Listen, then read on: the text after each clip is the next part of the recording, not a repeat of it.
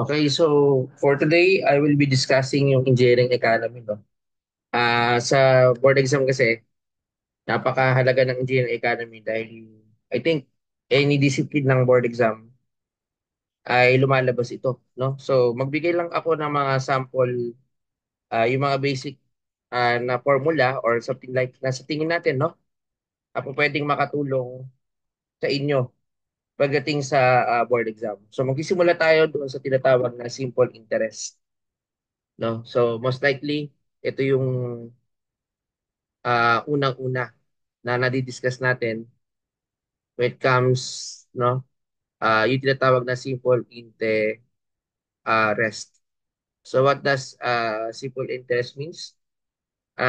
Defined as an interest on a loan on a principal, no, that is based only on the original amount of the loan. For example, we have yung tinatawag na ipin o yun yung formula, no? Okay, so this is the basic formula. Ito yung syempre, that is the interest, no? And this is the principal. Now, anong kaibahan ng I? Yan yung interest per period, yung small letter I, no? That is the interest per period. Okay, so that is basically, anyway, this is the simple interest. Alam naman natin, no? And N is the number of interest period. So, yun yung mga basically the meaning, no, of that variables. Okay, so dito magbibigay ako ng sample application problem. Anyway, para dito sa simple interest, meron tayong tinatawag na ordinary and exact simple interest, no? So what does it mean? Discuss natin pag sinabi nating ordinary simple interest. Ang ibig sabihin nito ay meron tayong nakabase siya sa one banker's year, based on one banker's year. So basically, ganun ang ibig sabihin niya, no? Ano ba yung one banker's year? Equivalent siya sa 12 months. Tandaan niyo, ang one banker year is equivalent to 12 months. Okay? Na yung 12 months na yan is composed of 30 days. So yun ang bilang natin, no? 30 days each. So hindi natin sinasama yung mga leap year, yung mga 31, di ba? So 30 ang ano natin. Kaya ang one banker's year, masasabi natin na dahil 30 times 12, meron ka 360 days. Yung magiging bilang natin, no? Okay, kaya yung value ng n natin dito is simply d over 360. Kaya therefore, ang simple interest, ang ordinary simple interest using the ordinary, no? Okay, is equivalent to I P I D over 360. Okay, so yan yung ating ano, pinaka-value. Okay?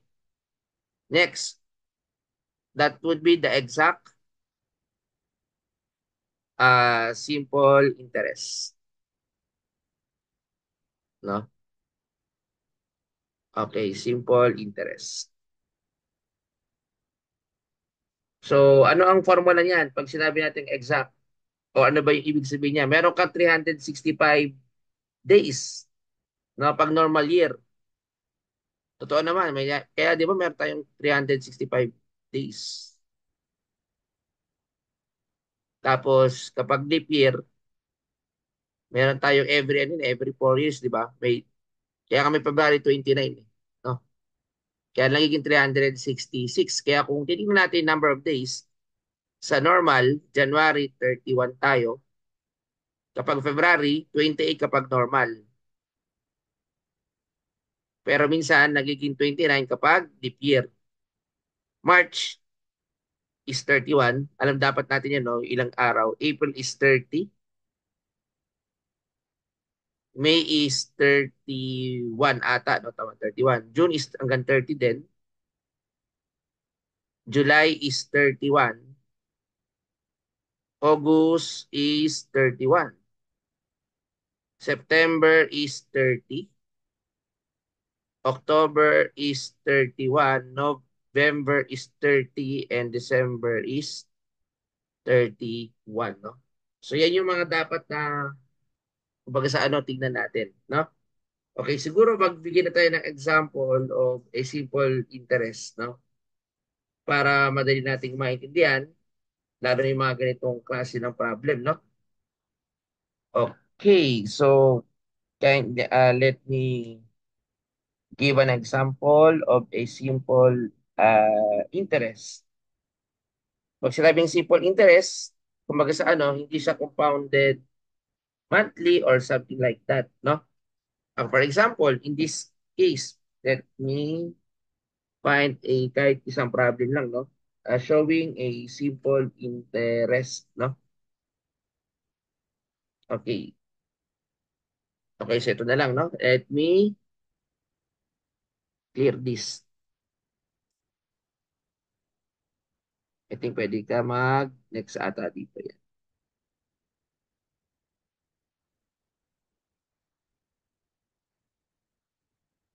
Okay, so I think I can, ano, no?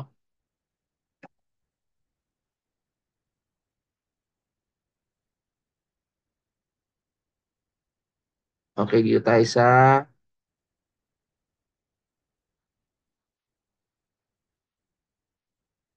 saan na ba yun? Okay, whiteboard. Yan.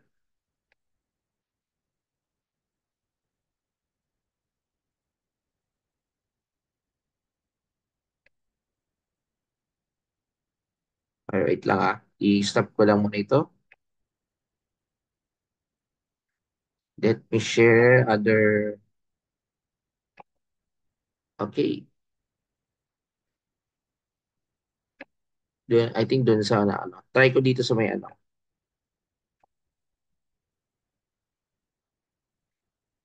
I think sa notepad.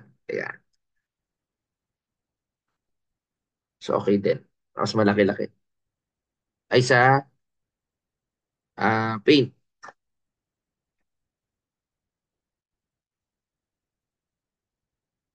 Okay, so dito na lang. Mas malaki-laki. Okay. Sample problem. No?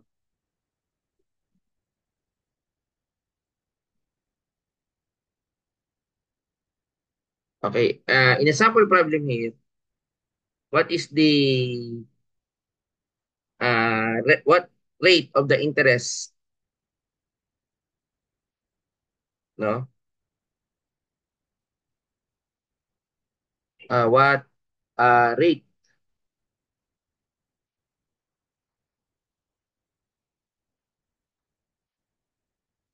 is needed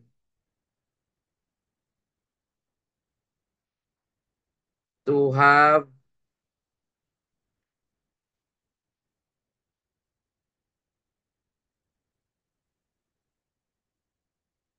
to have uh, 1,000 pesos uh, interest, no? Uh,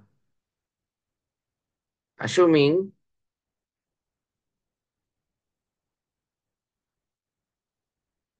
assuming uh, the what do you call this? Yung ating pinaka what do you call this? The money that received from the bank was 5,000 pesos, di ba? And promise to repay, no? Or and promise to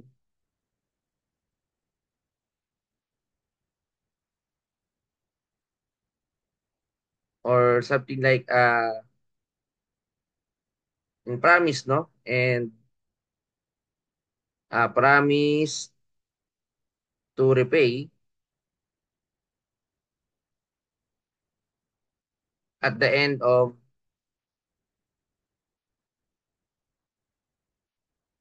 10 months. Okay, so paano yan guys, no? So ang gagamitin natin dito, yung formula natin ng ipin where I is equivalent to PIN, no? So tinatanong is rate. So ang interest mo daw ay 1,000. Pero may principal ka na 5,000 pesos.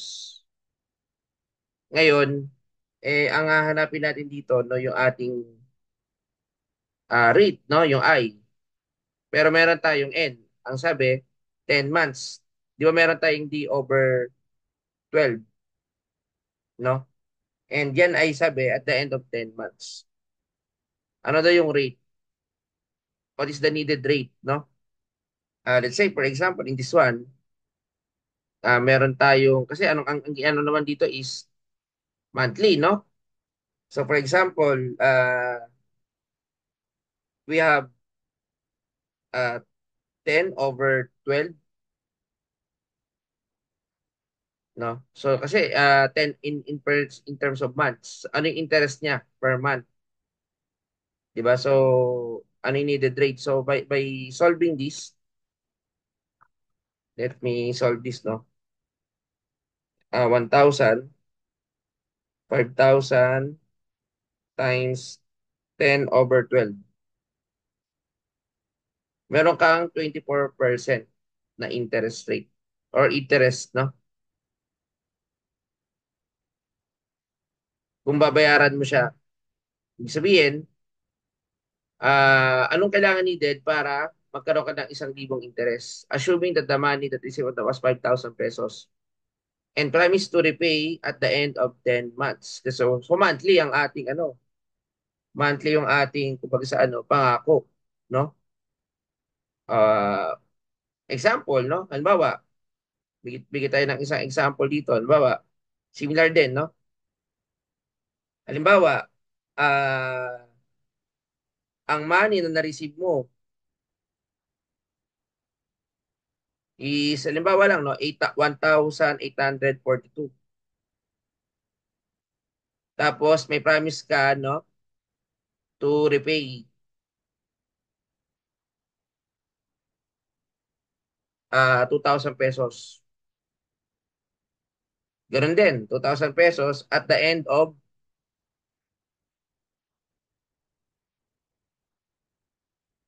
10 months.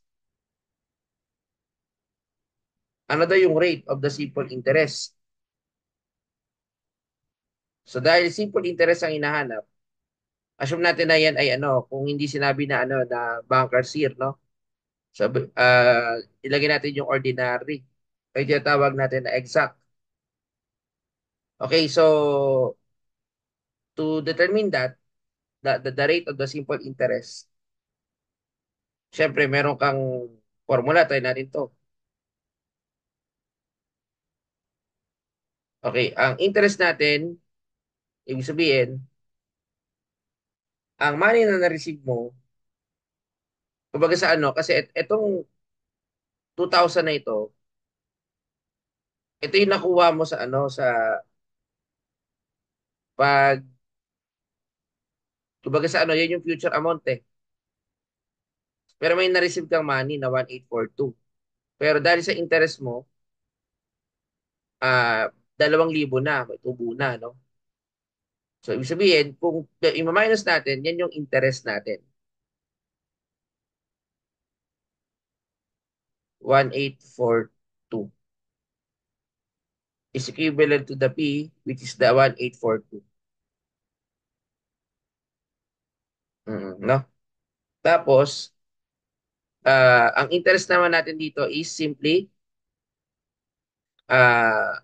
hindi natin alam, no? Pero meron kang 10/12. Okay, by solving, actually, kung matitinang mabuti, no? The value of I will be, ito na lang, so 2,000 minus 1,842. Okay, so 158 to.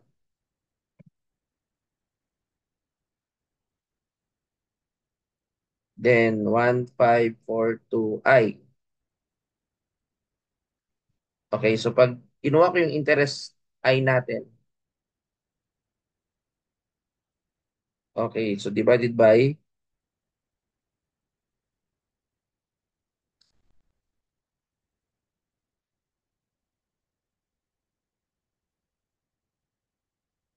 so meron kang ano, ha, so yung interest rate natin,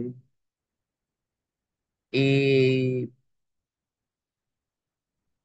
i-divide natin dun sa 158.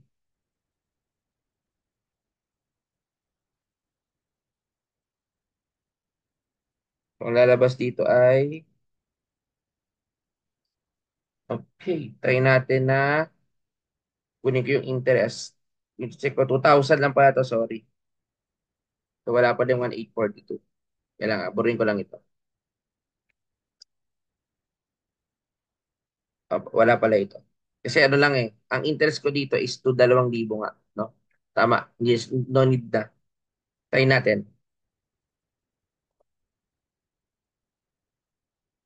Okay, so kung 2,000 to,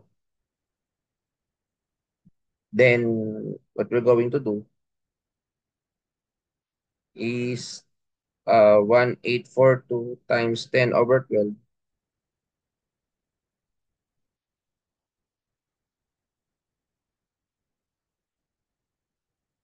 inverse times 158. So meron kang 10.29. Tama, no? So the interest rate here is 10.29. So no need na pala i-minus. Kasi may interest ka na dito. Okay, so dito na yung part na to. That is 10.29.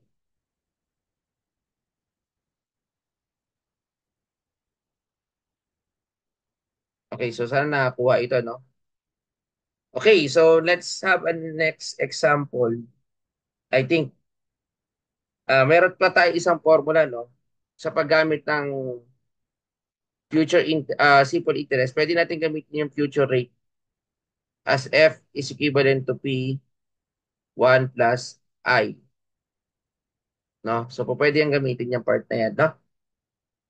For example, what will be the future worth?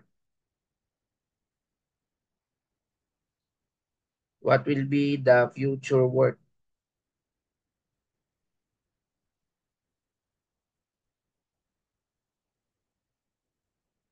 Okay, for example, no, of money after 12 months.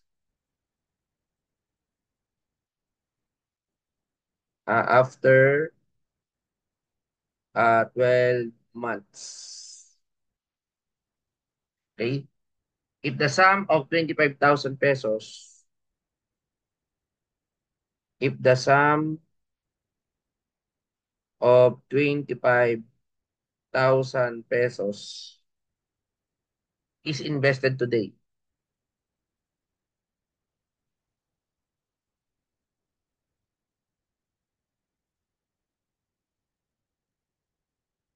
at simple interest rate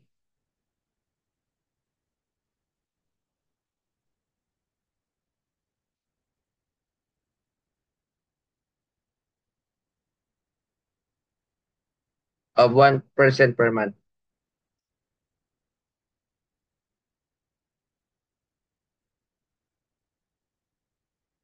So yun yung tinatanong dyan. What will be the future worth? So to determine the future worth, kailangan ko lang hanapin dito yung formula. That is 25,000. Yan yung P, di ba? Tapos 1 plus uh, 1% that is 0.01. Then, meron kang ilan? 12 months.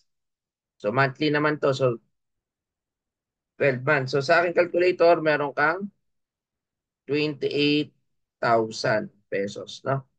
Yan na yung magiging future worth. So, that is how we understand, no? Yung ating mga simple interest. Kaya pag sinabing one banker year, papalitan mo na ng 360 days. Depende sa given, no? Okay. So basically, that is how should we understand, no? Yung ating tinatawag na simple interest. So ngayon, meron tayong tinatawag na compound. So ito yung medyo madami-dami rin, no? Pero mahalaga ditong compound interest.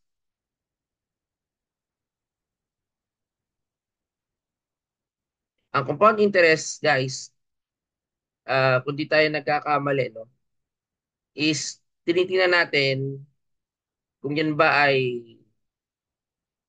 compounded annually, compounded quarterly, no? Kaya meron tayong mga given na minsan kinakailangan natin i-consider, no, kung ano ba yung magiging payment niya, no? So para magkaroon ako, siguro direkta na example na tayo, no, para maintindihan to. Yung lalo na sa mga compounded quarterly, no? O yung mga compounded semi-annually. Halimbawa, ang tanong, ito compounded to, no? How long will it take?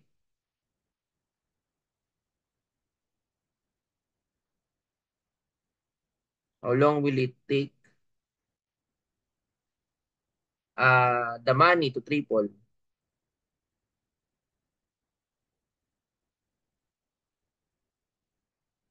Or the money to triple itself if invested at 10% compounded semi-annually.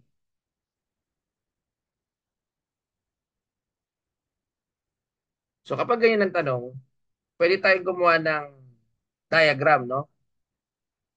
O, para mas malinaw. Ito, zero. Then kung ikaw ay compounded semi-annually, meron ka dito parang graph, no? Tapos ito yung N. Kasi ito yung 1 and 2. Then ito yung compounded semi-annually.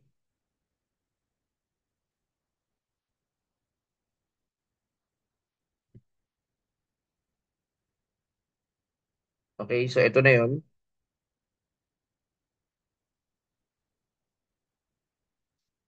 Tapos meron ka ditong P. Yan yung principal mo. Sabi, nag-triple daw ito. So, nag-triple invested, no? At 10%. So, what will be the formula? So, F, P1 plus I raised to N. So, hindi natin alam yung, ito kasi magiging future amount, no? Ito yung principal, no? So, therefore, ito ay 3P is equivalent to P, 1 plus 0.10. Okay, pag semi-annually divided by 2, then raised to N. Tandaan niyo yan, no? Kaya nakaganyan siya. Okay? So, raised to N yan. Kaya nakaganyan. Okay? Kasi dahil ito ay semi-annually. So, ngayon, by mawawala dito yung P, magka-cancel out.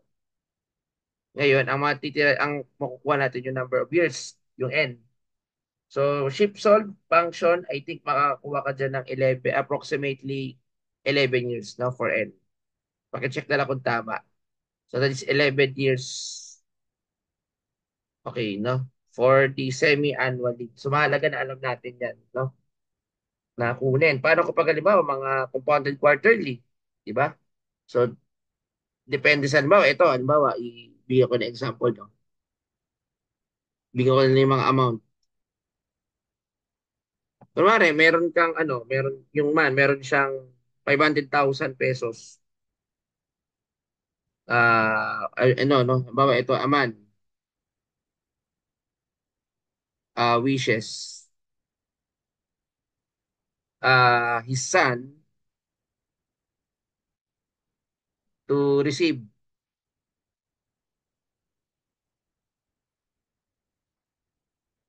to 500,000 pesos 10 years from now, no?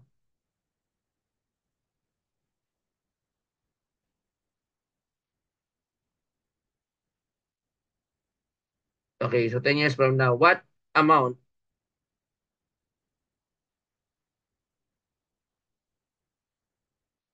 what amount should be invest now,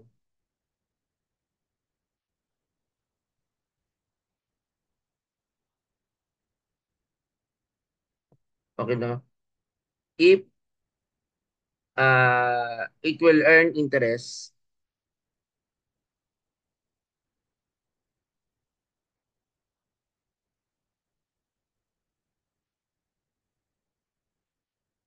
of 12% compounded annually.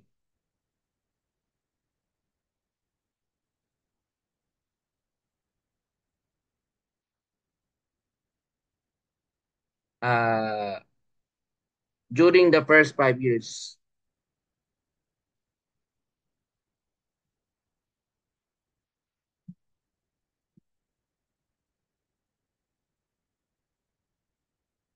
Okay, during the first 5 years, no? For example lang yan, no? And then also, mm, and 15% compounded quarterly.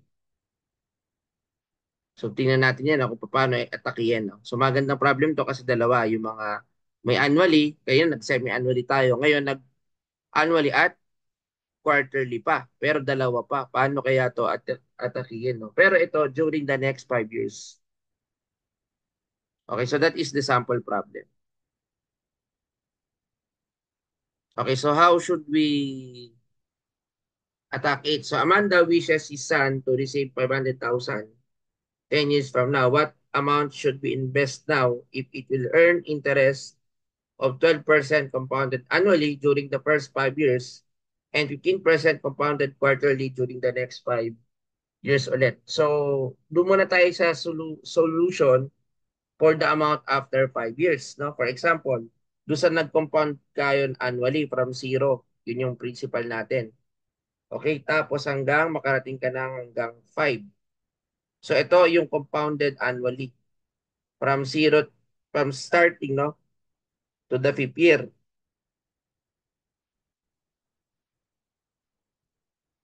Okay, so ngayon, automatically, kung ito yung principal, ito yung present amount,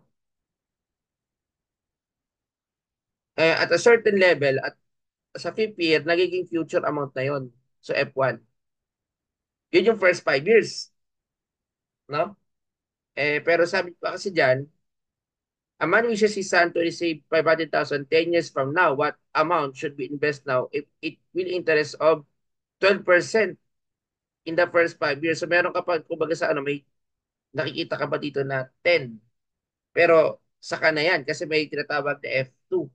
So kunin ko muna yung F1 is P1 plus I raised to N. So ano yung F1 natin? Basically, yun ang kukunin natin. Yung P ay, kumbaga sa, mamaya, no? Check natin, no? Pero formula muna, ito ay P1 plus 0.12 kasi 12% compounded annually. Then 5 years. Okay, kaya masasabi ko na ang aking F1 sa calculator ko ay 1.76234P. Pero hindi pa tapos. Kasi kailangan pa natin alamin yung 5 years. Next. So dito na pumapasok from the 10th year, yung tinatawag natin na F2. O ito na yung F2 natin, yung 500,000. Okay, so ngayon, paano ko i-aatakihin yan? So ganun pa rin naman ang formula, F2. Pero this time, yung F1 ko, yun na yung P ko. Similar din sa 1 plus I raised to N. So, meron kang 500,000. Okay, ano yung magiging value ng P natin? Hindi natin alam. 1 plus. Ang I natin this time is compounded quarterly. Meron kang 0.15 kaya magdi-divide tayo ng 4. Multiplied by 5 times 4. No? So therefore, kapag yan ay kinuha ko, makakuha ko ng ano magiging sagot. Okay, papalitan ko yung F1 nga pala ng nakuha natin dito. No?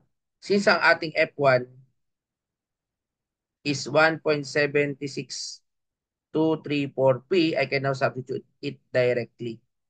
Kaya by shift solve function, makukuha ko na yung present amount. Sa aking calculator, pakicheck, I have 135,868.32. So that is the principal amount. So yan yung magandang example ng isang compound interest, no? So take note of that. Yung mga ganyan, semi-annually, divided by 2, tapos sa year, i-raise so times 2, di ba? Pag quarterly, divided by 4 times 4, di ba? Pag annually naman, yearly. Di ba? So most likely, kapag bi-monthly, kung di ako nagkakamali, no, yan ay kumbaga sa ano, later, no? May mga times 2, times 4, so on and so forth, no? Okay, so yan yung una. I think na ano na natin. Siguro idagdag ko na rin dyan yung tinatawag na effective rate. Kasi minsan lumalabas din yan sa board eh. Okay, inyo natin to, no? Okay, yung effective rate o yung E sub ER, may formula tayo dyan. Yan yung 1 plus I raised to M minus 1. So ano yan? Equivalent to 1 plus nominal rate divided by M. Na i-raise mo pa sa M minus 1, no? Okay, so ngayon, ano ba yung mga formula natin dyan? For example, no? Para maintindihan natin ito. What is the interest rate? Example problem, no? What is the interest rate?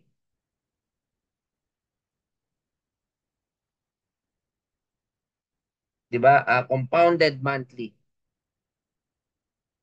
So parang ang dali lang, di ba? So hindi naman siya ganun ka hirap. Kasi tinatanong dito is ano yung interest rate compounded monthly, no? Or what interest rate compounded monthly is equivalent to, o what interest rate, sugutan nga natin ano, yan, para hindi grammatical error. What interest rate compounded monthly is equivalent to 10% effective rate. Anyway, ER is the effective rate, no? So how to deal with this kind of problem? Okay, to solve that, gagamitin natin yung formula. Yung effective rate, 1 plus I raised to N or M minus 1, di ba? And simply, we have 10% effective rate, so 0.1 na ito. Then, ita-transfer natin sa nominal rate na hindi pa natin alam na NR. Pero alam na natin na ito ay compounded monthly, so divided by 12. Diba? Raised to 12. Kasi doon ka nagbabayad, di ba? So minus 1. So magkakamil ka ng nominal rate na sa value ko, yun yung tinatawag natin na what is the interest rate compounded monthly or nominal rate. We have, in my calculator, I have 0.09569 or simply 9.569%. So almost 10% yung compounded natin, no? So yun yung ibig sabihin ng effective rate. So wag niyong kalilimutan yan, lumalabas yan sa board exam, no? Kahit anong discipline, mapa-ECE, mapa-EE, meron yan, no? Okay, so yun yung mga dapat yung matandaan pagdating sa ating ano, no? So ngayon after the nominal rate, siguro itakal ko dyan yung tinatawag natin ng mga aside from yung mga discount, later we'll be discussing yung mga yan, no? Alam naman natin yung tinatawag natin na annuity. Okay, ano ba yung annuity? Annuity, on the word itself, defined as a series,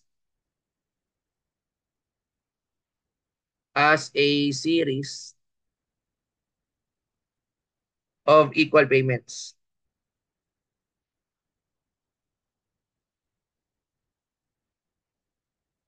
occurring at equal interval.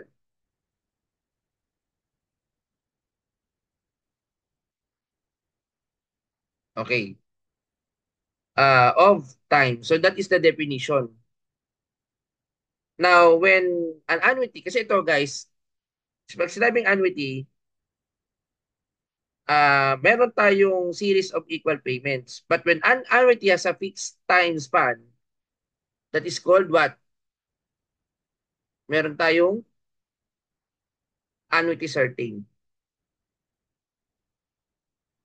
What is annuity certain? Annuity certain is kapag yung annuity natin has fixed time span. So basically, yan yung tinatawag natin na annuity certain, no? Okay. So basically, ganun. Ngayon, guys, ganito, no? Ha, ano ba yung mga iba pang value, no? Aside from that. Okay. So we have, kung di ako nagkakamali, no? Mga types of annuity. Later, I will be giving examples, no? Types of annuity, siguro yung mga i-encounter natin, no? Types of annuity. These are the types of annuity. We have the ordinary annuity. We have the annuity due.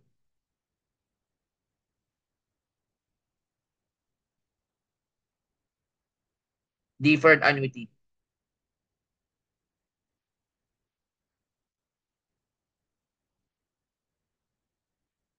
Okay, and perpetuity. Meron tayong yan, no? Okay, so what does it mean, no? Siguro may isa-isay natin for the part 2 of this video. Itatakal ko yung examples ng annuity, yung mga depreciation, no? Yung mga sinking fund method. Okay? So let's continue for the second part of engineering economy. So let me uh, ha, uh, stop the recording.